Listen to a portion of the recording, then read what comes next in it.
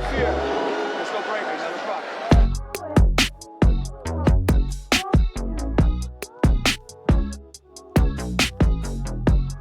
What's going on, everybody? Welcome back to Heavy Bag Heroes, episode 2 of the week. Not actually episode 2. I think this is episode 23, maybe. Gonna go over the UFC fight night. Arman Tsarukyan versus Dan Hooker. Pretty pumped about this one. Don't know if I'm gonna be able to watch it, but I'll live, but I'll definitely catch it later on. Got some family stuff going on. Little early Thanksgiving for your boy. But yeah, I'm actually really excited for this. Dan Hooker. I got some thoughts on Dan Hooker and Arman Tsarukyan. Arman Tsarukyan is kind of public enemy number 1 right now in the MMA world. I think Islam kind of just fought his way out of that when he got 170. I think he shut everyone up. But yeah, it's going to be a really good fight. Also, Anthony Joshua versus Jake Paul, December 17th or something? December 7th? No, December 17th. What in the world? If Jake Paul wins this, what do we do? I don't know what to say. I wouldn't know what to say. I wouldn't know what to do. And there's this weird part of me that thinks he can pull it off. And now I'm like, because he's the underdog in this fight, I'm kind of like, I hope he kind of pulls it off. Like, that would be insane if he was able to. Also nuts that he went from, can't even think of the guy's name. Can't remember crap these days. Man, from Anthony Joshua, from Tank Davis, 5'4", 140-pound Tank Davis, to now 260-pound, 6'4" Anthony Joshua. I'm just like, I'm completely mind blown. This is going to be insane. I cannot believe he's doing this, but I'm so excited because it's like a win-win for the fans. Like, I think it's a win-win for the community because it's like, if he knocks out Anthony Joshua, that is insane. Like, that is just an insane feat for Jake Paul. And if he gets knocked out by Anthony Joshua, everyone will be happy to see Jake Paul go down. I personally, low-key, I think I'm kind of a fan of Jake Paul. I just like, I don't know, man. I don't want to say he's a cool guy, but I just like, the dude has been grinding for his entire life and I think has gotten everything he deserves. The only thing, I just hope none of the throwing fights, like paying Mike Tyson to throw the fight, I hope those allegations are not true. But if he pulls this off, holy smokes, that would be insane. Can't imagine he does. Can't imagine Jake Paul does. I don't know. I don't even know if he'd be able to get close to him. I mean, Anthony Joshua just flatlined Francis Ngannou. And they're both of similar reach, and now you're talking. I need to find the reach difference between Anthony Joshua versus Jake Paul. Oh my gosh! Oh, this is insane. Size comparison. There we go. The size differences between Anthony Joshua and Jake Paul. This is going to be nuts. Dang, I didn't know Paul was 227 when he fought Mike Tyson. That's kind of a big boy. Let's see. Height difference. Paul's 6'1". Yeah, Joshua's 6'4". 260 versus like 227. What's the reach? That's what I'm curious of. I cannot believe he was going to fight Tank Davis. That's insane. Like, I was kind of like, I was starting to, he's fighting on December 19th. Forgive me, Jake Paul. Don't sue me for getting your date wrong. I just did not, I wasn't a huge believer in size difference in boxing as much as I am now after UFC 322 with Michael Morales and Shevchenko versus Wei Lee. I kind of was like, man, good fighters are going to find a way to make it happen. But the size difference in both of those fights played a huge role in the outcomes of those fights. And, I mean, honestly, the same thing every time Carlos Prates fights someone. Ian Gary's like been the only guy who's of similar stature to him. So I don't know, man. This is going to be nuts. I don't see how Jake gets close. I don't see how Anthony lets him get close. He's an idiot if he does. Because, like, I mean, Jake can punch. There's zero doubt about that. I mean, he's knocking dudes out. He knocked Tyrone Woodley out. That's just, like, insane to me. But yeah, we'll see how that goes. I'm definitely going to be tuning into that because it is like, to me, it's like I said, it's a win-win. Jake Paul is an underdog, and so it's cool to see. It's always, underdog stories are always cool. I don't know why. I just can't help myself. I love a good underdog story. And then, like, there was an underdog recently I was thinking about that I'm not crazy about, but I was like, dang, I want them to win. I don't know. I can't remember anything these days. But that would be crazy. But also seeing Jake Paul get flatlined would be insane too. So, sorry, this is not a boxing influencer boxing podcast. It is a fight podcast. So I'll talk about whatever I want. It's a fighting. I don't know what else would you call it. I'm gonna talk about whatever I want. Who am I kidding? I've got like 3 people that tune in every week. So. Hopefully it's not all just for UFC. But I like talking about UFC. So we'll go ahead and get into it. We'll go ahead and get into the fight card. Like I said, pretty pumped about it. I'm not gonna go over the prelims. I don't really think there's a ton there to go over. Nothing crazy. First notable, we've got a Khabib understudy with Tigir in the flyweight. Khabib's got guys in every weight class now. Versus a guy who hasn't fought in 9 years with Kyoji. And he's done great in the UFC. I think he's like 4-1, maybe. I think maybe even better than that. I'll have to let me go check. Yeah, no, he is 7-1 in the UFC, but his last fight was November 19th in 2016. His only loss was versus Mighty Mouse via armbar. Just crazy. But to come back 9 years later, I'm just like, what in the world? And Tigir fought twice this year, so he's, obviously the most recent experienced fighter of the two. His only loss was Tim Dillon, going to a decision. Hilarious video of Khabib and Makhachev both stressing out whenever they were calling the decision. 17-2 to 34-5. I got to say something real quick. I think anyone over 25 wins, to be in the 30 win column in mixed martial arts is insane.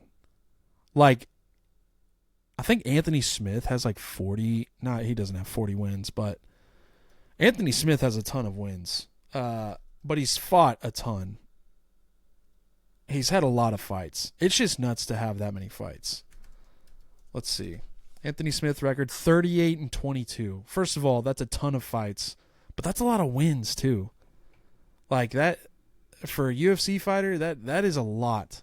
Anyways, I think this will kind of be a banger to start the card off. Obviously the Dagestanis are going to do what the Dagestanis do, as we saw in UFC 322 with Islam Makhachev versus Jack Della Maddalena. So expecting a lot of that, but because this is flyweight, I imagine it is going to be a lot more hectic and a lot more scrambling. Who knows? Kyoji may just come out of the woodworks and absolutely dominate. That would be freaking sick. Moving on from that, we got Sergey Spivak versus Shamil Gaziev. Love Gaziev. These are some big dudes. Heavyweight division. Shamil is 6'4", 260 pounds. Sergey is 6'3", 251s. Sergey's coming off of a 2-fight loss. Yeah, he's lost his last 2, unfortunately. So he's looking to get back in the win column. And Shamil is, I think he's done pretty well. I'd have to go check his record real quick. Yeah, he's won his last 2. His last loss was in 2024 versus can never say his name. Rosenstrike. Everyone knows who Rosenstrike is. Crazy numbers here on that Rosenstrike. Shamil Gaziev versus Jaziro. I can't remember how to say his name. Good Lord, forgive me, people. Rosenstrike, 22 for Shamil and 127 for Rosenstrike. That's crazy. Went all the way to the 4th round. Anyways, I imagine Shamil's gonna walk away with the win here. If I was a betting man, I would put my money on Shamil. I think he's kind of on the better side of it right now, where Sergey's been in for a while. He's on a 2-fight skid. I'm gonna go ahead and take Shamil here. If he gets to the chin, it's gonna be a problem. I'm actually pretty excited for that one. Something to note about this card is there are several fighters who are ranked. You got number 11 in Tiger fighting unranked Kyoji. Number 7 Sergey versus number 11 Shamil. So, and then moving up in the card, there's some more ranked cards. But going into the welterweight bout, we have Jack Hermanson versus Miktekbik Orlabai. That's how you say his name. Miktekbik Orlabai. I think that's how you say his name. Orlabai. I'm just going to say that because that's easier to say. Jack Hermanson. He has been in the UFC for quite some time now. I don't know. I think he lost his last fight out versus RoboCop. Got knocked out before that. Beat Joe Pyfer. That was a great fight, by the way. Joe Pyfer versus Jack Hermanson. Jack just somehow fully shut down his striking game. No idea how. But in his last, let's see, 1, 2, 3, 4, 5, 6, 7, 8, 9. In his last 9 fights, he has gone loss, win, loss, win, loss, win, loss, win. Last fight was a loss, so what are we going to bet on? A win here. I'm going to take Jack Hermanson in this fight. Orlabai, great fighter, but he didn't have a great fight last fight out. Sorry, not last fight. He actually got a Kimura, his last fight, in the first round. Very quickly, within 30 seconds. That's pretty wild. His fight before that, he fought Matus Rebecki and went to a split decision.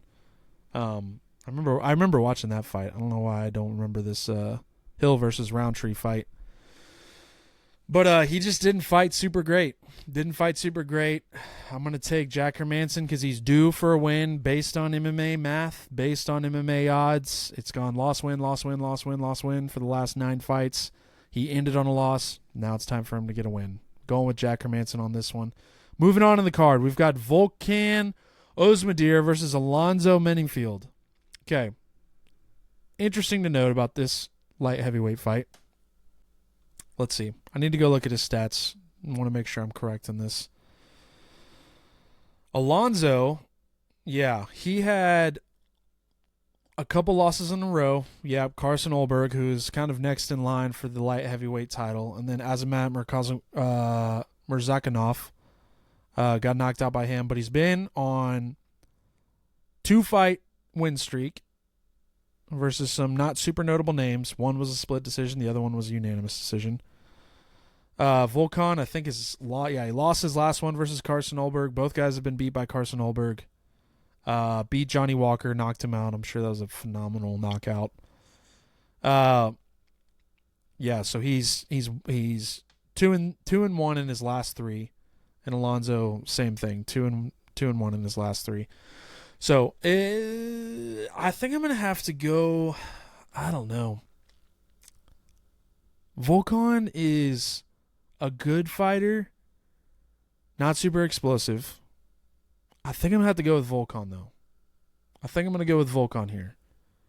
And the reason why is because I think he is a little more skillful than Alonzo. Plus, Alonzo went to decision his last 2 fights. And I always go to the Jimmy Crute fight as a reference. He was winning that fight, ended up losing that fight. Imagine Volkan's going to do some wrestling here, probably some clinching, throwing a lot of, punches in the clinch, knees, try and break him down, wear him down up against the cage, and then start teeing off on him. I think Volkan has that kind of experience, kind of being a veteran in the UFC, where Alonzo doesn't, maybe. So I'm going to go with Volkan Ozdemir in this fight. Should be a good fight. This really is a good card. This main card is a very good card. I'm pretty pumped about it. Can't talk to save my life. Welterweight bout. This is an important one. Number 2 now. He dropped in the rankings. Bilal Muhammad versus Ian Machado Gary. Ian Machado is at number 6. Had his only loss in the UFC now to, I believe, can't think of his name, guy who's been chirping like crazy. Shavkat Rakhmonov. That guy. Let's talk about Shavkat for a minute. Someone made a fantastic point that Shavkat has sat out so long, he has called out 3 different champions on Twitter since the last time he fought, which is insane. It would have been, let's see, it would have had to have been Leon, called out Bilal, and then has now called out Jack Della. Oh, no, sorry. Jack Della, he would, gosh, I'm all screwed up. I'm sorry, people. This might be hard to listen to. He called out Bilal, and then he called out JDM, and then he called out Islam. That's how it worked. So very interesting. I think Ian Machado Carey has the ability to get this done. I really do think he's really good. The issue is I will give Bilal his flowers in the wrestling and clinching category. He's very good at it. Defensively, I don't know. He's usually offensive with it. So I imagine one of 2 things is going to happen here. Bilal's going to go wrestling heavy, or Bilal's going to try and strike. I know those are kind of the only 2 options, but I don't think he wants to get into the clinch with Gary. Gary's great in the clinch. He's a lot taller. I think he's bigger. Yeah. 6'3" to 5'11", 180 to 169. That's kind of interesting. It must be what they typically walk around at. I can see Gary getting it done, though. Like, I can't believe I'm saying this, but oddly enough, I think Ian Machado Gary has a phenomenal mindset for fighting. I don't really know how to explain it, to be honest. Like, I feel like you don't see many guys like him, and I can't believe I'm singing his praises right now. But I feel like you don't see many guys with his kind of mindset. He seems very dedicated to his craft, very dedicated to what he wants to do. He stopped Carlos Prates. No one freaking does that. So he's a phenomenal striker, really good, throws great kicks. I would say his main strength is in the clinch, where Bilal Muhammad, great wrestler, 0 submission threat. I don't think anyone should ever be scared of a submission coming from Bilal Muhammad. And Bilal's got hands. But the issue is, like, he's going to try, if he does the same thing he tried to do against JDM, Ian Machado has a lot longer reach. Well, really not that much longer, 72 to 74. Ian Machado's at 74.5. Still, I don't think he's winning that stand-up. I think Machado he's lankier. I think he's going to be able to keep the distance if he wants to keep it in striking range, but I imagine he's probably going to get into the clinch, dominate that way. And I think Bilal is very susceptible to being held up against the cage. So I'm going to go with Ian Machado Gary on this. I think the fraudulent title run of Bilal Muhammad is over. I'm being a real Bilal hater, and I really shouldn't. He is a really good fighter. And I'm not, and Islam too. I like both of these guys. I don't really think Bilal's a great guy. I think Islam is a good guy, like outside of the cage. But I'm gonna I give them their respects. They're phenomenal fighters, but I just don't think Bilal's gonna get it done in this fight. I think he is gonna try and strike again to be like, no, I can do it. I can strike. And he's going to be utterly disappointed. Or possibly flip the entire different way and say, let's go back to the game plan that got me all the way to the title before I decided to switch things up. Who knows? Well, I don't know if he's that smart, though. So, and then getting to the main event, Arman Tarsukyan versus Dan Hooker. It has been a while since Arman has fought. His last fight was versus Charles Oliveira. Very close fight. 49-19. Oh, sorry. Not 49-19. I apologize. It was 49 strikes to 19 strikes for Charles Oliveira. But Charles Oliveira had 4 submission attempts. One we thought he locked in. Really wasn't everyone. I mean, it was a split decision. Everyone kind of thought Charles may have gotten the win, especially with how many submission attempts he had. But it was pretty clear that Arman had a lot of the top control. So Dan Hooker's on a 3-fight win streak. Arman is on a 4-fight win streak. His last loss was versus Matus Gamrot. That was actually a crazy fight. And before that, he was winning 5, and then his very first fight in the UFC was versus Islam Makhachev. Pretty crazy when you look at it. Most notable names, he lost to Islam. He beat Matt Frivola, went the distance, beat Yoel Alvarez, KO TKO, beat Beneil Dariush, KO, and then beat Charles Oliveira. So he's got a pretty decent resume. Dan Hooker, been in the UFC for quite some time. Most notable loss, Dustin Poirier. He beats, in his last 2, he fought Jalen Turner. That was a crazy fight. Broke his arm and his eye socket. And then I thought Mateusz Gamrot won the last fight. Dan Hooker and Mateusz fought, and I truly believed that Mateusz got the win. I have no idea how Dan walked out with that. Striking numbers were 65-64 Dan, but 5 takedowns from Gamrot. And Dan had some great moments in the fight. I think he got a knockdown on Mateusz, but Mateusz recovered, was able to get him down, take him down. So this is going to be really interesting. But Dan Hooker really needs this. He needs this win to stay in the top 5, to be one of those journeymen, one of those protectors of the title. I think it would be huge if he got this win, but I don't think he's going to be able to do it. I think Arman is going to come in, wrestle him to death, beat the crap out of him. I think Dan Hooker will have his moments, but I think his grit is not as good as Arman's skill. So I think Arman's going to be able to pull it off. He is a phenomenal fighter. Like I said earlier, public enemy number 1. No one really likes the guy right now, but I don't see him losing this fight.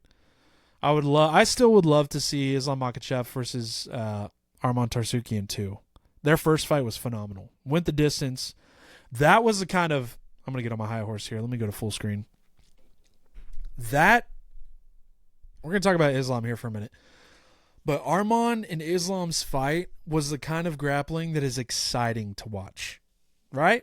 And as an Islam hater, as one might call me, the issue I feel like I've had with Islam is the way this is going to be hard to articulate. I want to say hides using wrestling from other fighters. Like I was going back and forth with someone on Instagram today because people did not like my posts for what I said about Islam. Got some serious hate, a lot of insults. It was actually quite hilarious. But my issue with Islam is that he's just like not intimidating. He doesn't seem like a threat. Like people are talking about him and Anderson Silva being in the GOAT category. But I'm like, I'm not going to go back and watch Islam's fights compared to Anderson Silva. I'll go back and watch almost every one of Anderson Silva's fights. Like, and the point I was trying to make for the UFC 322 and Islam's fight was it's just like, man, this just completely, it is not a good fight for the sport. That was not a good fight for the sport. And I understand, like, JDM, dude, you had some work to do. Like, I freaking love that guy. I'm going to be a fan till I die of JDM. Super sad he lost. But I mean, like, the reason that it was a bad fight was not all of Islam's fault. It was definitely JDM's too. Islam just, like, stuck to the game plan and was just like, this keeps working, so I'm just going to keep doing it. And, like, you're not going to, as a fighter, you're not going to be like, oh, I'm going to do something else that's going to put me in a dangerous spot versus a striker. It is just really hard to watch. And I should be more frustrated at JDM. I just often reflect back to how Islam Makhachev versus Alexander Volkanovski 1 changed the course of MMA history forever. In the sense of, had Islam not used those 3 minutes in the 4th round where he got to Alex's back and did nothing. He didn't strike. He didn't go for submission attempts. He was in trouble that round. And then he was able to get to Volk's back. And Volk was doing more damage to Islam, who was on his back, by punching behind him. I think he actually gave Islam like a black eye from that. But of course the judges scored it for Islam because he had back control, but he was doing nothing with it.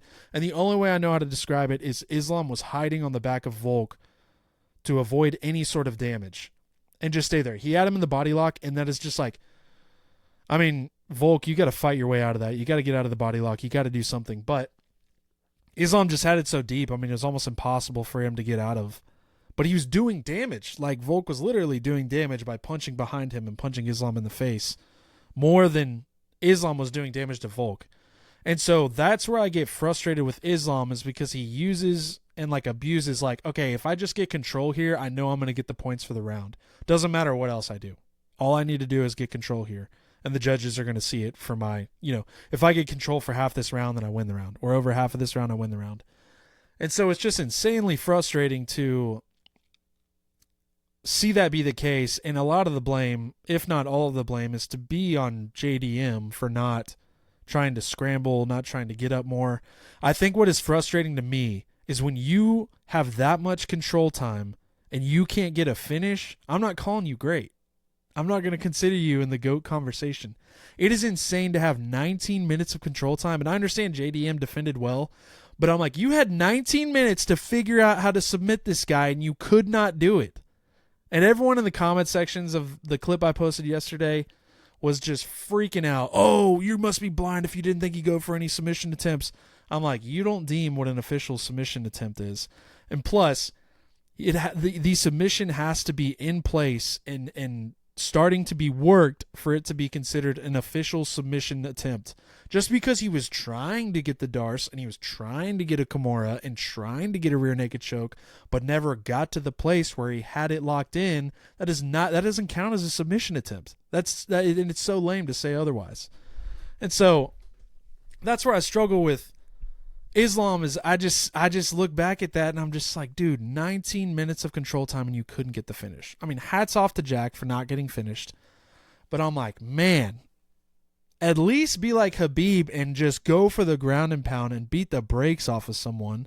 But he didn't. 32 significant strikes in the entire fight. Both guys walked away with 0 damage. They could fight next month if they wanted to. So it's just like such an interesting way to, I don't want to say it's an interesting way to win a fight. One, it's just not exciting. It doesn't bring fans to the sport. And like I said, all these guys in my comment section, there's like 3 levels of fandom in the UFC. There's when you first start and you're like, wow, I love this sport because it's super exciting and I'm seeing a lot of knockouts and guys beat the crap out of each other. Oh, I just watched UFC 322. That sucked. I genuinely did not enjoy that. Then you get to the middle stage where you're watching it more. Maybe you're taking jiu-jitsu, maybe you're in boxing, maybe you're wrestling, whatever it may be. And that's where you become these guys who are in my comment section who are like, you don't understand the sport. You're a casual. You've never been inside the cage. True, by the way. You can't appreciate passing guard and half guard and the control Islam had on the ground. And I'm like, no, I absolutely can't appreciate it. Even in that video, I said on paper, he's the GOAT. But then you get to this side where I'm at, where I'm past that, and I'm back to, it was not an exciting fight. I did not enjoy watching that. Like, I understand playing it safe. I understand doing what works best to win. Like, why would you not? I think I'm just disappointed because I'm like, UFC 322, when that card came out, we were like, oh my gosh, this is going to be insane. And I think just like if you're going to be that utterly dominant on the ground, you should be consistently and constantly going for submissions. And I think what was hard is a lot of the fight, Islam tried to set up some submissions but wasn't really getting it. But he was more concerned about keeping JDM on his back than he was going for submission attempts. And that is what is annoying and frustrating about watching Islam fight. And that Dagestani style. But it gives me a greater appreciation for Khabib. And I will say Khabib is probably better than Islam. In the sense that, like, Khabib quite literally smashed people. Like, I just kept going back to the Michael Johnson fight versus Khabib, where he's got him up against the cage. He's pinning him up against the cage with his hands. He is not on top of him. He's basically just holding him there, being like, brother, you have to let me fight. You have to give up. I have to fight for the title. I deserve it. And just these thudding punches. And what's so crazy about it is that he is not using insane control means and methods to keep MJ on the ground. Like, it was just like he was utterly beating the crap out of the guy. And I think I just would have liked to have seen that. I would have liked to have seen more submission attempts and trying to be more reckless in it, if you will. And I feel like Khabib was calling for that too. Every time, I can't remember who it was saying, but one of the commentators made the point like Khabib is telling Islam to smash. He just keeps saying smash, smash, smash, and Islam was not doing anything. And then I felt like there were plenty of opportunities where he was like, go for this submission, go for that submission. Like he had moments and he just couldn't get it, which is just like insane to me because like I said in that clip that I posted, it just completely overshadows how good Islam actually is by getting Charles Oliveira out in the first round, getting Dustin out in the 5th round with the submission, getting Renato Moicano out in the first round, knocking out Volk, like finishing Dan Hooker, finishing Bobby Green all in the first round. It's just nuts. Someone also brought up the point that Islam Makhachev never defended his belt versus the number 1, pound for pound guy. And I would agree with that. Like, let's go look at the rankings right now. I'll share my screen. I can't believe I'm talking about this right now. That's what it is, I guess. Lightweight division's kind of dying. I will be the first to admit it. It feels like the lightweight division is kind of dying. So you've got Arman Tarsukian at number 1, which I will give Islam. That fight was supposed to happen, and then the Renato Moicano fight ended up happening because Arman is an idiot and hurt his back trying to show off for Nina.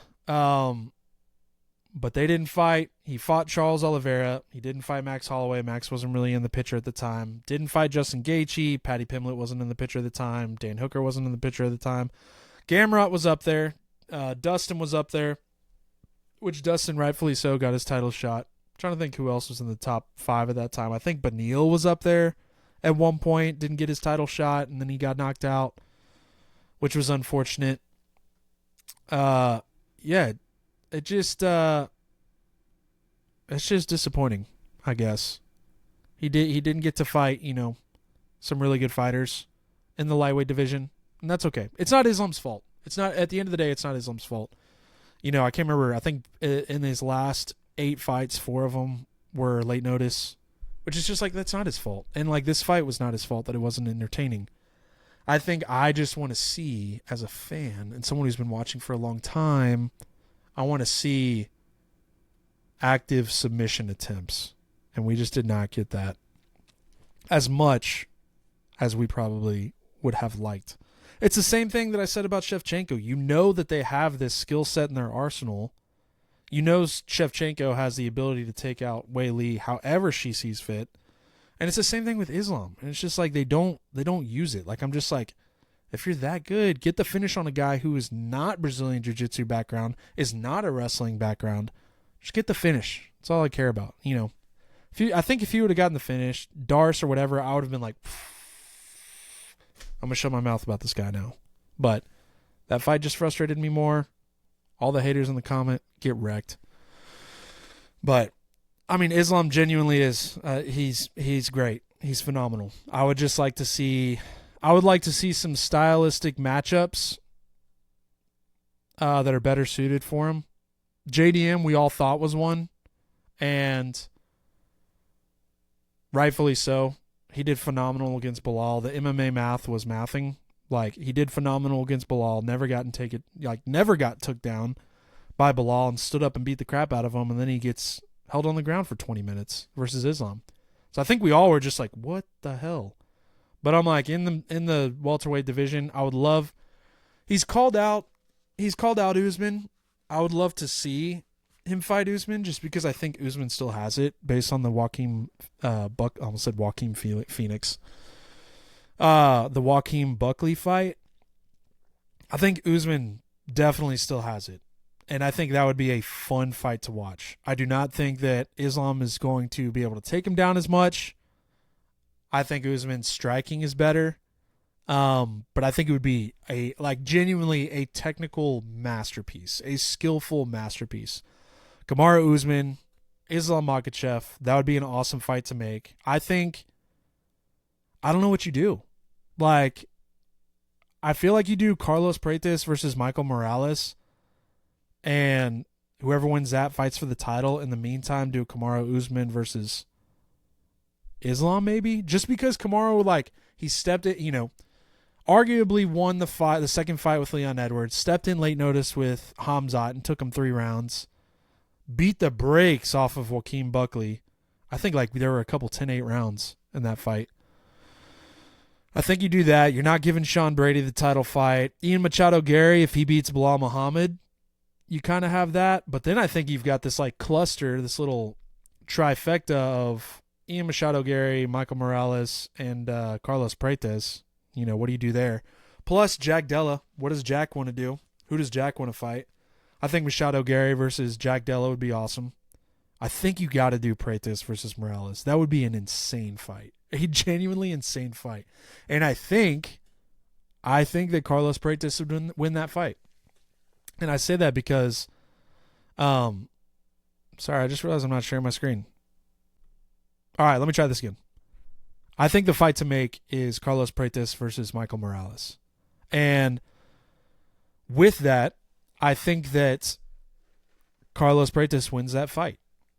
I think that, like I said in the last episode, Michael Morales is just raw talent. And I think he has ridden on that for a long time. I don't think you can give him the belt immediately right now. He had a quick rise, and rightfully so. He had a quick rise to number 3. I think Carlos Prates has been fighting incredible. Arguably, his only loss is Ian Machado Gary. I don't think he loses that if he fights him again. But I think Carlos is a more technical fighter, where Morales is a more raw skill fighter. So I would be interested to see Morales' approach to that fight, because he does have like a judo wrestling background. And I'm like, would he use that? Because that works pretty freaking good versus Prates. But Prates, man, he's got the length. He would be able to match up with Morales well as far as that goes. Distance control. I think Prates is faster. I think Morales opens himself up a little bit more. Like, even in that fight with Sean Brady, the punch that got Sean Brady out was honestly crazy, because it was so like massively looping, if that makes sense. But I feel like Prates gets to his chin before that hand makes it to him. So I think you do Michael Morales versus Carlos Prates. I think you do the winner of Machado Gary versus Bilal Muhammad versus Jack Della. And then between those two fights, whoever gets the better win, that's who gets to fight for the title. Or you go ahead and set up Kamaru Usman versus Islam Makhachev. Let the former champion have his shot. Because really, there's no, unless Shavkat comes back, but I don't know if you give I haven't been talking about Shavkat because we haven't seen him in so long. Maybe you do Jack Della versus Shavkat, Morales versus Prates, Machado Gary. I don't know. Because Kamaru is sitting at number 8 right now, but this is... Oh, no, sorry. He went up to middleweight to fight Hamzat. This is his same division. So, I don't know why he's at number 8. I think he should definitely still be top 5, but I guess these guys have just been way more active. So, welterweight division is sick right now. Genuinely. It's freaking awesome. And so is the middleweight division, which is crazy because lightweight division used to be, which it still is, like the lightweight prelim guys, everyone below 15, like 15 down, those guys, every time there's a lightweight fight on, it's freaking crazy. But it's just in such a strange place right now. Like, you got Tarsukian versus Dan Hooker fighting, 1 versus 6, supposedly fighting for the belt. Justin, I say Patty's supposedly fighting. Lots of rumors of that circulating when I feel like Justin probably deserves it. They're talking about doing Oliveira versus Holloway, which that makes sense. I'm so tired of watching these fights where I got to see one of my favorite fighters lose. I think Max Holloway runs away with that one too, unfortunately. But I'm not even really talking about that. It's just kind of the lightweight's in a strange place right now. Everyone in the top 10 just rotates. But luckily, the changing of the guard is happening.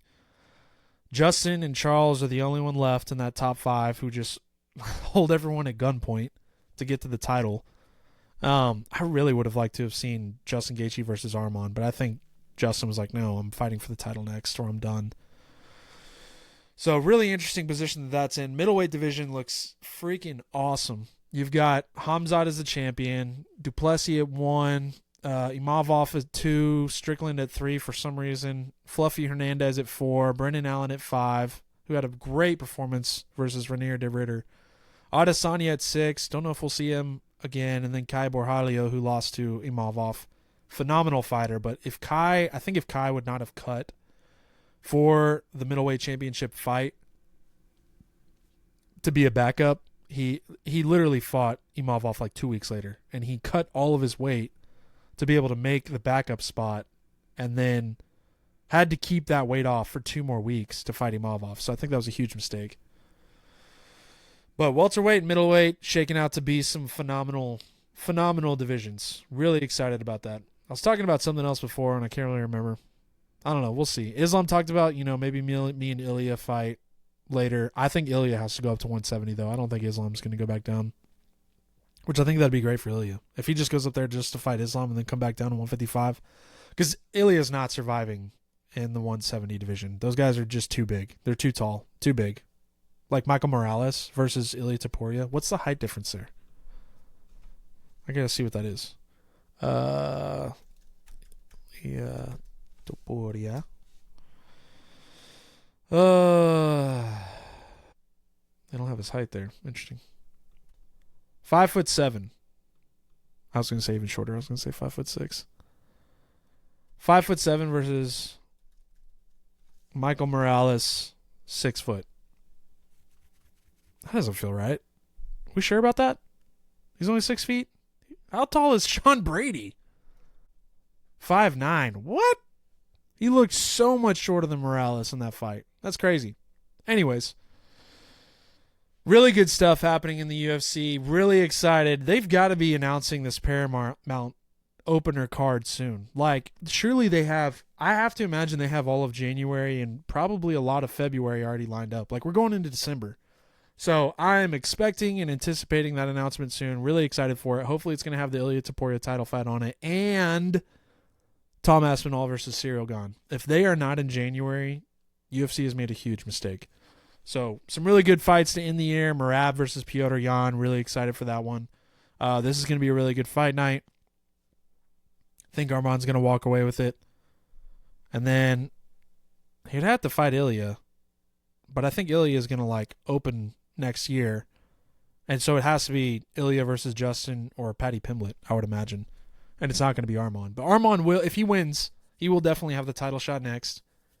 So we'll see how that goes. But yeah, that's where we're at. UFC's looking good right now. Excited for this Paramount stuff. Really excited to see how they do the format for everything. I think it's going to be good. Like, Dana White, sometimes I don't know how I feel about you. Some days I love him, some days I hate him. Sometimes I think Jake Paul's right with the fighter pay stuff, and sometimes I'm like, maybe I'm just I'm not a part of those conversations. Why would I have an opinion on any of this? And you never hear the fighters say anything about it. Very rarely do you hear the fighters say anything about it. And I don't know if that's just because of fear or what, but I don't know, man. I don't know. I'm just going to keep doing my thing. We are finally getting back into working out a little more, just slow and steady, just trying to do 4 days a week. 4 days a week of consistent working out. I said in the past episodes, took a lot of time off. Was on and off since my wreck back in February. Was on and off for a really long time. And finally just okay, got to be disciplined. Got to go do it. I was just, really struggling with motivation. I've been working out by myself pretty much ever since I graduated college and started working in the real world as an adult. Because I've lived by myself for almost, I guess this will be year 7 of living by myself. I now live in a town with people that I know, and I live in a buddy's backyard in my RV. And so that's nice. So I don't really consider myself living by myself now. But for the past, 4 or 5 years before that, I was always just living in an apartment that had a garage, would work out in my garage gym. Motivation has never been an issue, and discipline in working out has never been an issue until this year. It's been very strange. I'd never quit a workout I would always try and get through, even if I needed to like scale it down a little bit. But I don't know. I don't know if just like taking as much time off as I did, I had to kind of give myself a lot of grace and be like, hey man, you're not okay. And that's okay that you're not okay. And yeah, so I'm just trying to, instead of trying to get back into it to where I was, I think I might have talked about this before, but back in January, I was doing like 25 days straight of working out, and I was going to keep trying to go and do more of that. And I can't even tell you how many challenges I've signed up for and already forgotten. Like I had a Spartan race that I signed up for that I completely forgot about back in October. But I don't know. I turned 30 next year, so I really want to, one of my goals is I would really love to run 30 miles on my 30th birthday. That'd be really cool. I'm just trying to get my foundational strength back. I'm working a program that I wrote some time ago. It's kind of like it's a good intro program, to be honest, for functional fitness, but it also focuses more on specific zones, like Mondays are squat days, and then the workout after that is very like leg focused, if you will, but still like it's some sort of functional fitness. I'm like, I can't do the bodybuilding stuff. I can, but I feel like if you have muscles and you can't use them appropriately and you can't, run for a long amount of time or have a long work capacity over a long amount of time, it's just like pointless. I don't get it. Like I'm more impressed by someone who is able to squat 405 20 times or 315 20 times than I am by someone who's got like a 1-rep 600-pound back squat. That's less impressive to me. I say 315 because I've done 315 20 times, like twice. So I was using that as a reference. But I would love to get to 405 for 20. That would be awesome. My homie Sam Dancer, he did that. CrossFit Games guy. He's done that a couple times. He's a freak. But, yep, slowly getting back into it. I would really like to release these programs. I'm working through it, working out some of the kinks on it. And then probably going to do it one more time through. It's like a 6-week or 8-week program. And, yeah, like I said, it's like a 30-minute.